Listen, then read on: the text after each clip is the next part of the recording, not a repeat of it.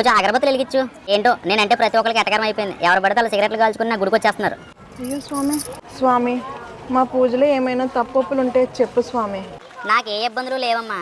కుర్రోళ్ళు అందరూ తాగేసి ఆ చెప్పులు వేసుకుని ఎలా పడితే అలా వచ్చి నా మండపంలో పడుకుంటుంటే కొంచెం ఇబ్బందిగా ఉందమ్మా. ఈసారి నువ్వేం చేస్తావో తెలియదు కానీ నా నిమజ్జనానికి మాత్రం డీజేలు ఉండకూడదు, లైటింగ్లు ఉండకూడదు. తాగేసి నన్ను నిమజ్జనం చేస్తుంటే చాలా బాధగా ఉందమ్మా. స్వామి ఏం చేయమంటారో చెప్పండి. ఏం చెప్పినా చేస్తావా? చేస్తాను. ఈసారి నిమజ్జనానికి మీ ఆడవాళ్ళ చేతుల మీద ఈ లైటింగ్లు డీజేలు హడావుడి లేకుండా నన్ను మంచిగా నిమజ్జనం చేసేలా చూడు స్వామి. అలాగే స్వామి. స్వామి ఈవిడ తీసుకొచ్చాను స్వామి. ఈవిడెవరో కొత్తగా కనపడుతున్నారు. ఈవిడ కోలాటం చేస్తారు స్వామి. అవునా? మొన్న విగ్రహం కొనేటప్పుడు తీసుకురాలేదేంటి ఇవన్నీ? అంటే స్వామి కొంచెం బిజీగా ఉన్నారు స్వామి.